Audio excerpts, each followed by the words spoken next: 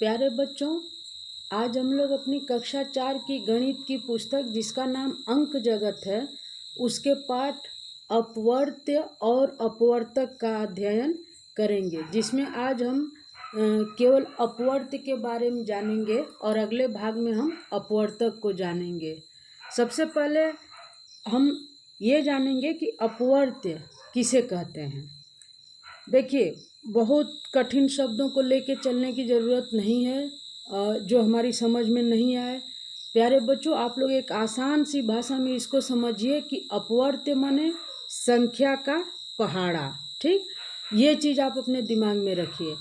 कोई भी किसी संख्या का अपवर्त्य आपसे पूछे तो ये दिमाग में अपने रखिए कि हम उस संख्या का पहाड़ा अगर जानते हैं या उस संख्या में 1 2 3 4 5 6 ऐसे जो गिनने वाले नंबर हैं, काउंटिंग नंबर्स हैं, उनसे गुणा करने पर जो भी गुणनफल हमको प्राप्त हो रहा है उसी को हमको बताना है। तो आप इसको बहुत जल्दी से समझ जाएंगे। अपवर्त्य होता क्या है? किसी दी गई संख्या में दूसरी संख्या से गुणा करने पर प्राप्त गुणनफल को अपवर्त्य, गुणज या अंग्रेजी में मल्टीपल कहते हैं।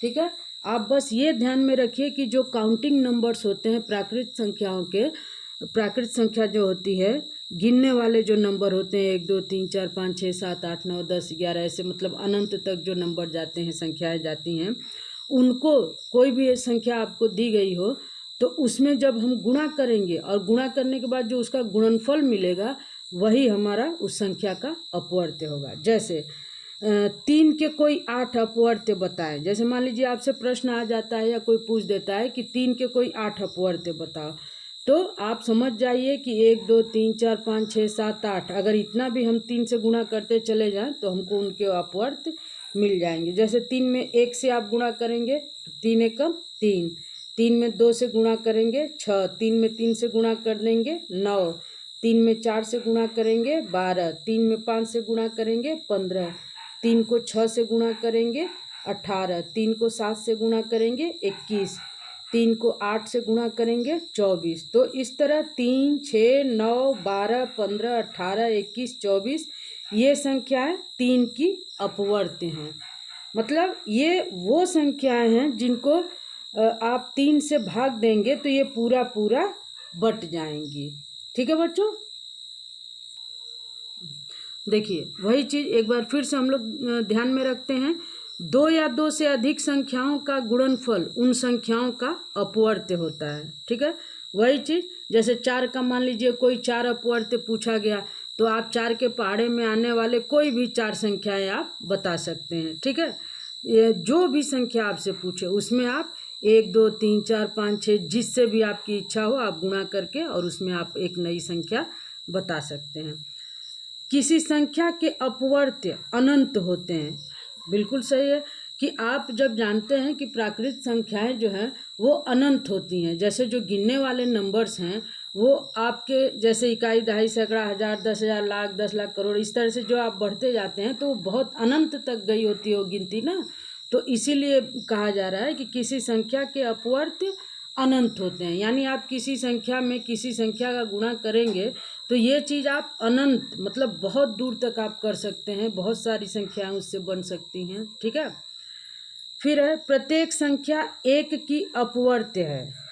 हर संख्या 1 की अपवर्त्य है, यानी 1 से गुणा करके आप संख्याओं को प्राप्त कर लेते हैं। जैसे 7 क्या है, इसको 1 और 7 का गुणा करके आप प्राप्त करते हैं। 4 क्या है, 1 और 4 का गुणा करके आपने इसको प्राप्त किया है। वही इसी चीज़ को हम ऐसे भी बोल सकते हैं कि प्रत्येक संख्या स्वयं की अपवर्त्य है। ठीक है, जैसे 7 गुणे 1 क्या है, 7 बराबर क्या है, 7 गुणे 1, 7 एकम 7। 4 क्या है, 4 एकम 4। किसी भी संख्या का अपवर्त्य उस संख्या से छोटा नहीं होता है, बराबर होगा या उससे बड़ा होगा। ये ध्यान में रखिएगा बताते समय। बहुत बार बच्चे मतलब थोड़ा सा उलझन में पड़ जाते हैं और कुछ गलत निकल जाता है। ये हमेशा ध्यान में रखिएगा कि अपवर्त्य और अपवर्तक दोनों में अंतर है। अपवर्त्य को केवल इस तरह याद रखिए कि हमको संख्या का पहाड़ा बताना है। उसमें आपको ये ध्यान में रखना है कि जो भी हम बताएंगे वो हमारी दी गई संख्या से छोटा नहीं होगा। जब भी होगा तब वो उस संख्या के बराबर होगा या उससे बड़ा होगा। बच्चों, अपवर्त में जैसे कई तरह से प्रश्न आते हैं। जैसे कभी कभी आपसे पूछ देगा कि 5 के शुरू के कोई 5 अपवर्त बताइए, तो उसमें आप क्या करेंगे, 5 का एक के यहाँ से ही गुणा शुरू कर दें। जैसे 5 एकम 5, 5 दूनी 10, 5 तिहाई 15, 5 चौक 20, 5 पचे 25, इस तरह से। ठीक है। कभी कभी कुछ प्रश्न ऐसे भी आते हैं, जैसे 3 के 2 अंक वाले कोई 4 अपवर्त बताइए। ठीक, तो जैसे आप 3 के अपवर्त पहले लिख लेंगे, जैसे 3, 6, 9 ऐसे गुणा करके आप बना लेंगे। ठीक ना। जैसे 3 एकम 3, 3 दूनी 6, 3 तिरिके 9, 3 चौको 12, 3 पचे 15, 3 छक 18, 3 सत्ते 21, 3 आठे 24। इसको आगे तक भी आप बढ़ा सकते हैं, लेकिन आपको केवल 2 अंक वाले 4 अपवर्त ही बताना है ना। तो जैसे उसमें 2 अंक हो गया, जैसे 12, 15, 18, 21, 24, ये सब क्या है, 2 अंक वाले हैं। तो आप यहाँ इनको ना बता के किसको बताएंगे, 12, 15, 18, 21, 24 में से कोई 4 अपवर्त या बता देंगे। ठीक है। अब उसी तरह जैसे मान लीजिए एक और प्रश्न देख लीजिए, 13 के 3 अंक वाले कोई 2 अपवर्त बताएं। तो आप सबसे पहले क्या करेंगे, 13 का पहाड़ा लिख लेंगे और उसमें जो 3 अंक वाले अपवर्त हैं, 3 अंक वाली जो संख्याएं हैं उनको ले लेंगे। अब जैसे यहाँ पे है 13 एकम 13, 13 दूनी 26, 13 तिहाई 39, 13 चौक 52, 13 पचे 65, 13 छक 78, 13 सत्ते 91, 13 अट्ठे 104, 13 नवा 117, 13 दहा में 130। तो हमसे कितनी संख्याएं चाहिए, हमको 3 अंक वाले कोई 2 अपवर्त बताए। तो आप 104 बता सकते हैं, 117 बता सकते हैं, 130 बता सकते हैं, इस तरह से। ठीक है बेटा। अब देखिए, अपवर्त को जान गए हम। उसी से जुड़ा हुआ प्रश्न जब आगे बढ़ता है तो आता है लघुत्तम समापवर्त्य। जब हम शब्दों का सही से अर्थ जानेंगे तो हमें उसे समझने में कठिनाई नहीं होगी। देखिए, लघुत्तम शब्द जो है उसकी शुरुआत कहाँ से हो रही है, लघु से। लघु का मतलब होता है छोटा। ठीक, लघुत्तम क्या है, लघुत्तम का अर्थ होता है सबसे छोटा। जैसे 3 डिग्रियां चलती है ना, लघु, लघुतर, लघुत्तम, तो उसी में से लघु माने छोटा और लघुत्तम माने सबसे छोटा। फिर एक शब्द है इसमें जुड़ा हुआ है समापवर्त्य। समापवर्त्य 2 शब्दों से मिलकर बना है, सम धन अपवर्त्य। सम, सबसे पहले सम का अर्थ देखेंगे। सम माने समान, बराबर, एक समान, एक जैसा, एक बराबर। ठीक है। और अपवर्त्य अभी थोड़ी देर पहले हम लोगों ने जाना। ठीक ना। तो अब समापवर्त्य, इसका मतलब हो जाएगा दी गई संख्याओं के समान अपवर्त्य, एक जैसे अपवर्त्य। ठीक है।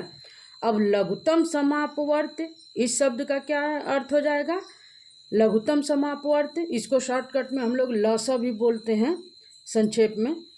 इसका मतलब हो जाएगा 2 या 2 से अधिक संख्याओं का एक समान सबसे छोटा अपवर्त्य। आपको 2 संख्याएं, 3 संख्याएं, 4 संख्याएं जो भी दिया गया हो, उनका आप अपवर्त्य निकाल लेंगे और उन अपवर्त्यों में, उन दोनों संख्याओं में, तीनों में, चारों में, जो भी आपको दिया गया है उसमें ढूंढेंगे कि कौन सा अपवर्त्य है जो सबके पास है और सबसे पहले ही है। मतलब जैसे उसके बाद और भी अपवर्त्य आपको एक जैसे मिलेंगे, लेकिन एक जैसे मिलने वाले सबसे पहले ही मिलेंगे। एक जैसे मिलने वाले सबसे छोटे अपवर्त्य को ही हम लोग लघुत्तम समापवर्त्य कहेंगे। इसको हम लोग अभी उदाहरण में देखेंगे। जैसे देखिए, एक उदाहरण है, हम लोगों का प्रश्न है, एक मान लीजिए 2, 3 और 4 का लघुत्तम समापवर्त्य ज्ञात कीजिए। सबसे पहले हम लोग क्या करेंगे कि 2 के अपवर्त्य ज्ञात कर लेंगे। जैसे 2, 4, 6, 8, 10, 12, 14, 16, 18 और भी आगे आप ले जाएं तो जा सकता है। फिर है 3 के अपवर्त्य, 3, 6, 9, 12, 15, 18, 21, 24। फिर उसी तरह 4 के अपवर्त्य, 4, 8, 12, 16, 20, 24। इसको भी आगे बढ़ाना चाहें तो बढ़ा सकते हैं, क्योंकि आप जानते हैं कि अपवर्त्य अनंत होते हैं। लेकिन बहुत ज़्यादा लिखने की ज़रूरत नहीं है। आपको लगे कि नहीं अब हमारा काम बन गया है, तीनों के पास कुछ न कुछ ऐसा मिल गया है जो तीनों के पास है, तो वहाँ भी आप रोक सकते हैं, कोई दिक्कत नहीं है। अब देखिए, अब जब इनको हम क्रम से इस तरह से सजा के लिख लें, 2 के अपवर्त्य, 3 के अपवर्त्य, 4 के अपवर्त्य, तो हम इसमें ढूंढेंगे। देखिए, 6 इसके पास भी है, 6 इसके पास भी है, लेकिन 4 वाले के पास 6 नहीं है, है ना। 2 के पास 4 है, 4 के पास 4 है, लेकिन 3 वाले के पास 4 नहीं है। तो इस तरह से हमको नहीं लेना, हमको किसको लेना है, जो तीनों के पास है, मतलब जो भी संख्याएं हमको दी गई उनमें सबके पास जो है। तो यहाँ आइए देखिए 12, 12 2 के अपवर्त में भी है, 3 के अपवर्त में भी है और 4 के अपवर्त में भी है। तो और ये सबसे पहले है, ठीक ना। इसके बाद भी और भी अपवर्त मिलेंगे, ठीक है। जैसे 24 ही है, ये 2 के पहाड़े में भी मिल जाएगा आगे बढ़ने पे, 3 में भी है और ये 4 में भी है, ठीक ना।